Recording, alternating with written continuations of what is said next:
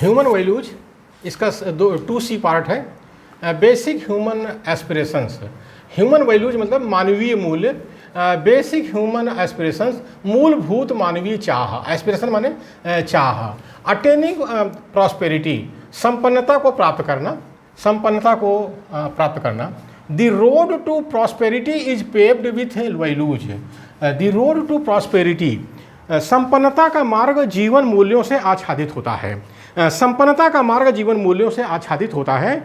जब हमारे राष्ट्रपिता फूले ने, ज्योतिराव फूले ने जब गुलामगिरी ग्रंथ लिखा तो उसकी शुरुआत में, वो शुरुआत एक कोटेशन से करते हैं। वो कोटेशन है कि मनुष्य जिस दिन गुलाम हो जाता है उसके आधे सद्गुण उसी दिन समाप्त हो जाते हैं, उसके आधे सद्गुण उसी दिन समाप्त हो जाते हैं। और गुलामगिरी ग्रंथ की ये शुरुआत है।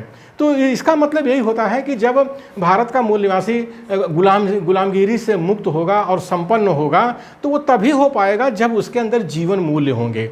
अब बिना जीवन मूल्य के वो आच्छादित, बिना जीवन मूल्य से आच्छादित हुए वो संपन्नता के मार्ग पर नहीं चल पाएगा। क्योंकि वो जो गुलाम हुआ तो गुलाम भी इसी से हुआ है। जब मनुष्य जिस दिन गुलाम हो जाता है उसके आधे सद्गुण उसी दिन समाप्त हो जाते हैं, यानी जब उसके सद्गुण समाप्त हो गए तभी वो गुलाम बना है। तो आज़ादी की तरफ जाने का मतलब होता है, संपन्नता की तरफ जाने का मतलब होता है जीवन मूल्यों से आच्छादित होना, जीवन मूल्यों से आच्छादित होना। The road to prosperity is paved with values. तो राष्ट्रपिता ज्योतिराव फूले को हम लोग ऐसे नहीं कहते राष्ट्रपिता, इसीलिए कहते हैं कि उन्होंने रास्ता दिखाया कि तुम कैसे आज़ादी की तरफ जाओगे और कैसे तुम संपन्न बनोगे। For prosperity we need to identify the quantity required for physical need, for physical need. संपन्नता के लिए हमें भौतिक ज़रूरतों की पहचान करना होता है। ये पहली शर्त है कि हमें भौतिक ज़रूरतों की पहचान करना है, यानी we need to identify the quantity required for physical need. और दूसरी जो ज़रूरत है संपन्नता के लिए वो है means are ability to fulfil the physical need, means are ability. इसका मतलब होता है भौतिक ज़रूरतों की पूर्ति हेतु, भौतिक ज़रूरतों की पूर्ति हेतु साधन का प्रबंध करना। जैसे भौतिक ज़रूरतें हैं, रोटी कपड़ा मकान शिक्षा स्वास्थ्य रोजगार, तो उसके लिए साधन चाहिए, उसके लिए एबिलिटी चाहिए, मतलब उसके लिए काबिलियत चाहिए और साधन चाहिए, तभी ये भौतिक ज़रूरतों की पूर्ति हो पाएगी। Fulfilment of materialistic needs plus feeling of happiness equal prosperity. यानी संपन्नता क्या है? संपन्नता क्या है? भौतिक ज़रूरतों की प्राप्ति, भौतिक ज़रूरतों की प्राप्ति प्लस प्रसन्नता का आभास। यानी भौतिक ज़रूरतों की प्राप्ति आप हो और साथ में प्रसन्न आप होइए, उसको पाकर के आप प्रसन्न होइए, तभी आपको संपन्न कहा जाएगा। तो संत कबीर ने बहुत बढ़िया 800-900 साल पहले हमारे इसी भारत देश के अंदर कहा था, गोधन गजधन बाजधन और रतन धन खान, जब आवे संतोष धन सब धन धूरी समान। यानी आपके पास कितना भी धन भरा हो घर के अंदर, लेकिन आपके अंदर संतोष नहीं है, यानी आप जो है प्रसन्न नहीं महसूस करते, प्रसन्नता नहीं महसूस करते, तो आप संपन्न नहीं माने जाएंगे। ये हमारे संत कबीर ने कहा था इसी भारत देश के अंदर। We must try to become prosperous and happy without making anyone else feel inferior and miserable.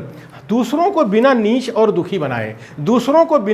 दुखी बनाए, हमें संपन्न और प्रसन्न बनने का प्रयास करना चाहिए। दूसरों को जो है हमें नीच नहीं बनाना है, हमें दुखी नहीं बनाना है, और तब हमें संपन्न और प्रसन्न बनना चाहिए, प्रयास करना चाहिए। लेकिन हम भारत देश के अंदर क्या देते हैं, ये शैतान प्रजाति के लोग हैं जो भारत के मूल निवासियों को नीच बनाते रहते हैं, रंग भेद वर्ण भेद करके नीच बनाते रहते हैं, उनकी धन संपत्ति को लूट करके उनको दुखी बनाते रहते हैं।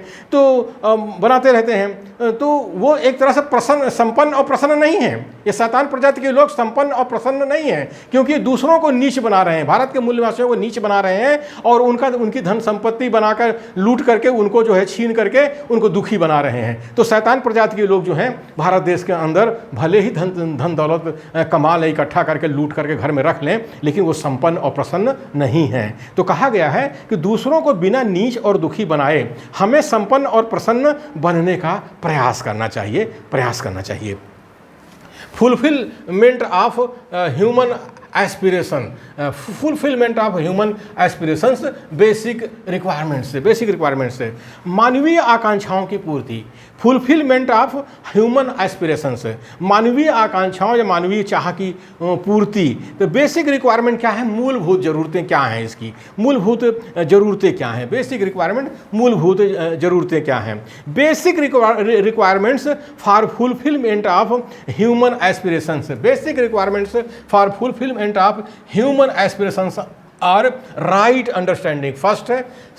सेकंड है रिलेशनशिप्स, थर्ड है फिजिकल फैसिलिटीज, थर्ड है फिजिकल फैसिलिटीज। तो मूलभूत ज़रूरतें क्या हैं, मूलभूत ज़रूरतें क्या हैं संपन्न बनने के लिए, मूलभूत ज़रूरतें क्या हैं। तो इसके तीन चीज़ें हैं, मानवीय आकांक्षाओं की पूर्ति हेतु मूलभूत ज़रूरतें हैं। मूलभूत ज़रूरतें हैं सम्यक दृष्टि, पहला है सम्यक दृष्टि, राइट अंडरस्टैंडिंग ये है। सेकंड है रिश्ते, यानी कि परिवार में, समाज में आपके रिश्ते अच्छे होने चाहिए, तो इसको कहा गया है relationship.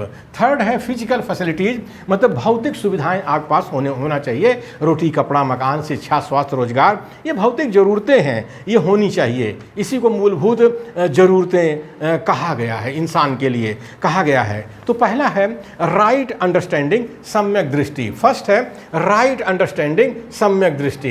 Aspirations like a vehicle and right understanding is its engine। तो कहा गया है सम्यक दृष्टि, राइट अंडरस्टैंडिंग जो है ये सम्यक दृष्टि बोलते हैं, पॉजिटिव एटीट्यूड कहते हैं। इसी को तथागत बुद्ध ने सम्मादिट्ठी कहा है, सम्मादिट्ठी कहा है। अष्टांगिक मार्ग की ये पहली सीढ़ी है। तो आकांक्षा एक वाहन है, चाह एक वाहन है, और सम्यक दृष्टि इसका इंजन है, सम्यक दृष्टि इसका इंजन है। यानी जो आपकी आकांक्षा है वो एक वाहन है, एक व्हीकल है, और उसके अंदर जो बेसिक कंपोनेंट है इंजन, उसको सम्यक दृष्टि कहते हैं, उसको सम्यक दृष्टि कहते हैं। तो कितना जरूरी है सम्यक दृष्टि। तो शैतानों ने क्या किया है, भारत देश के मूल निवासियों की सम्यक दृष्टि को ही नष्ट किया है, सम्मादिट्ठी को ही नष्ट किया है। आज हमारे देश के अंदर जो हमारे मूल निवासी बहुजन में जो सुप्रीमो नेता पैदा हो रहे हैं, वो कर क्या रहे हैं, वो उस सम्मादिट्ठी नहीं प्रदान कर रहे हैं, सम्यक दृष्टि नहीं प्रदान कर रहे हैं अपने मूल निवासी बहुजन की, और बने हैं नेता, बने हैं सुप्रीमो नेता, इसीलिए इनको कहा जाता है सुअर नेता हैं। सेकंड है relationship, right understanding helps him to develop healthy relationships and also to know the expectations involved in relationships।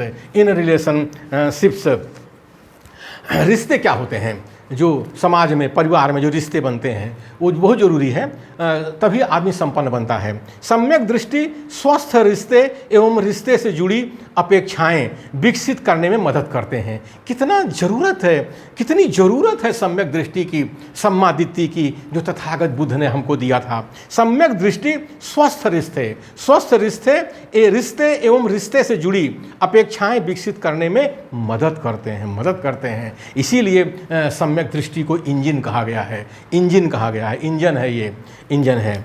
Third है फिजिकल